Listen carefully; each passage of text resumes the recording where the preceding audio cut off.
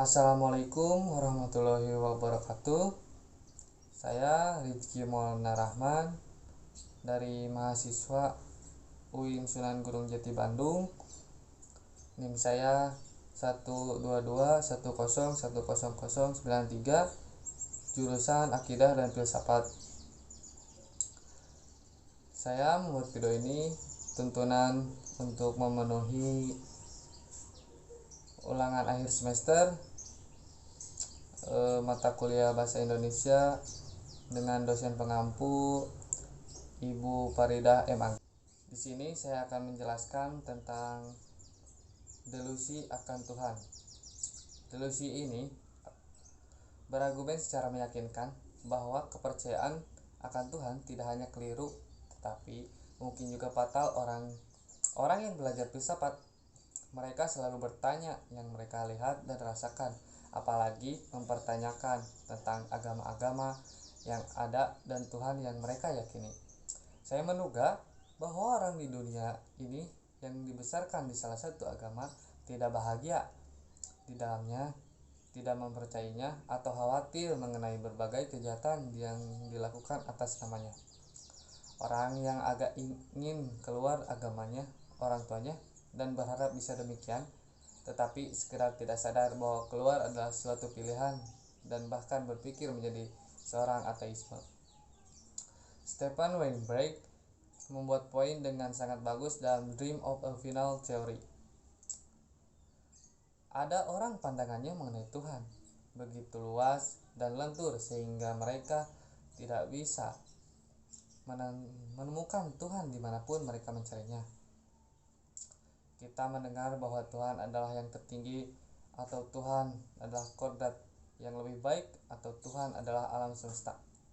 Tuhan saja seperti kata apapun lain, kata Tuhan dapat diberi makna apapun yang kita sukai. Jika Anda ingin mengatakan bahwa Tuhan adalah energi, Anda menemukan Tuhan di segumpal batu bara. Jika istilah Tuhan akan setidaknya berguna, maka seharusnya digunakan dengan cara yang dipahami pada umumnya untuk menunjukkan suatu pencipta supernatural yang layak kita sembah. Tapi sayangnya banyak kebingungan disebabkan oleh kegagalan untuk membedakan apa yang dapat disebut agama Einstein dari agama supernatural. Einstein terkadang menyebut nama Tuhan, dan dia bukan satu-satunya ilmu ateis yang melakukan itu. Ini menyebabkan kesalahpahaman di lapangan di kalangan supernaturalis yang ingin salah memahami dan mengklaim pemikir sehebat itu untuk kubunya. Satu-satunya poin yang benar dalam semua kritikus ini adalah bahwa Einstein bukan salah satu dari mereka. Dia berkali-kali kesal terhadap perkiraannya bahwa dia adalah seorang ateis. Einstein juga mengagumi seorang panteis seperti Spinoza karena kefilsafatannya.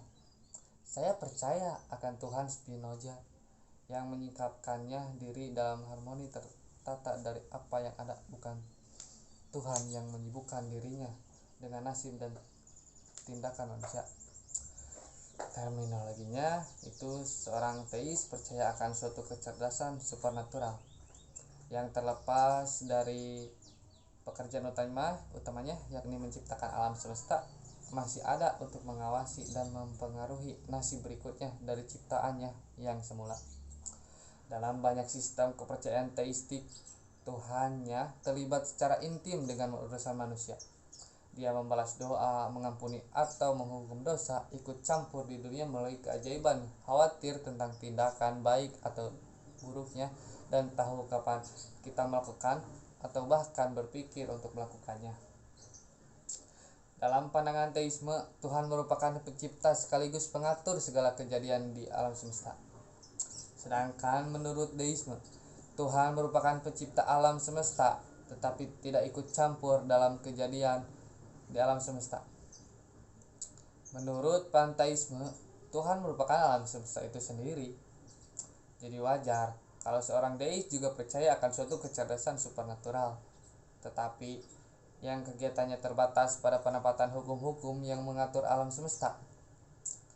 Tuhan deis tidak pernah ikut campur setelah itu, dan tentu saja tidak berkepentingan dalam urusan manusia.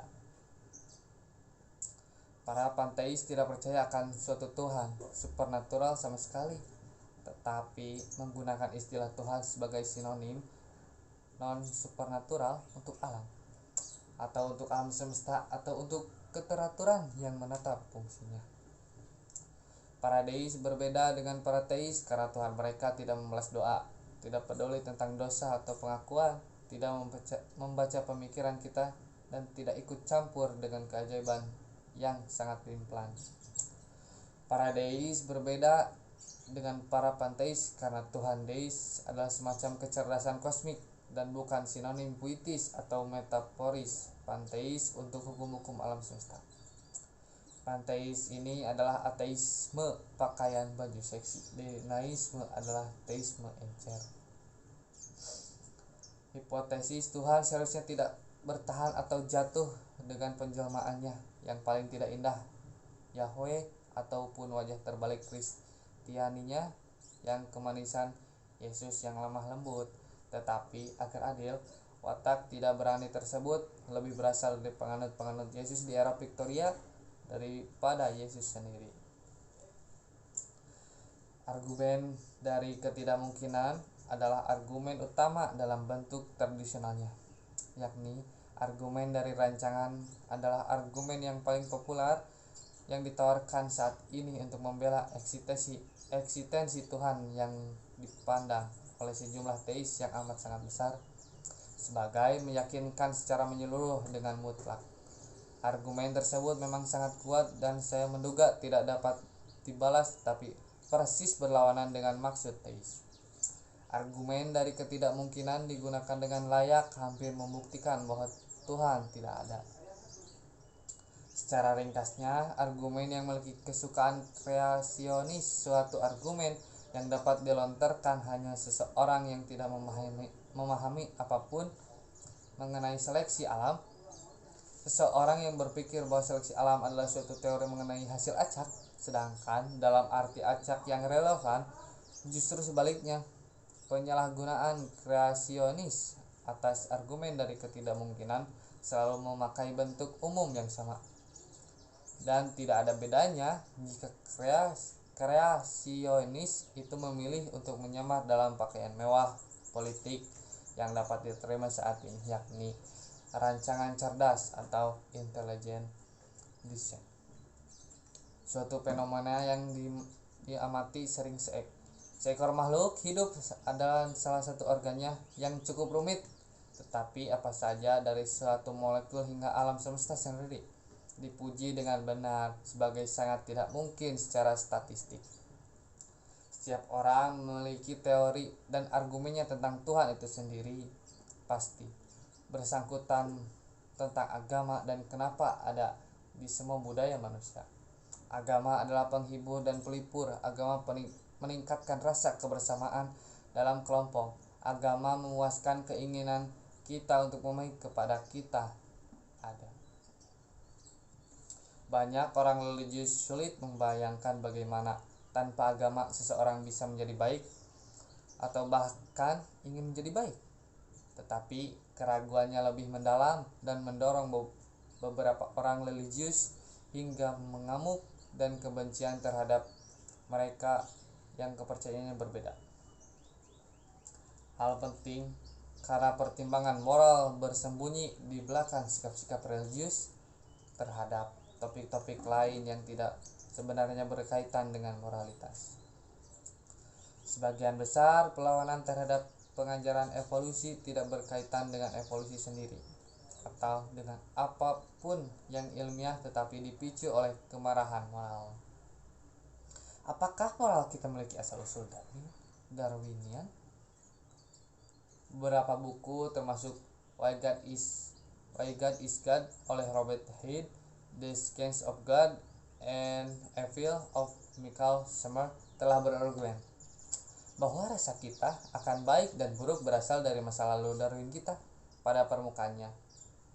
Ide Darwinian ini bahwa evolusi terdorong oleh seleksi alam terkesan kurang cocok untuk menjelaskan kebaikan yang kita miliki atau perasaan kita akan moralitas, kesusilaan, empati, dan belas kasihan.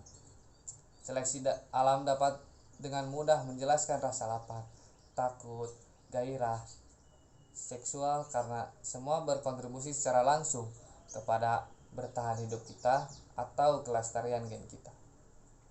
Logika Darwinisme menyimpulkan bahwa satuan hierarki kehidupan yang bertahan hidup dan menurun melalui filter seleksi alam akan cenderung egois.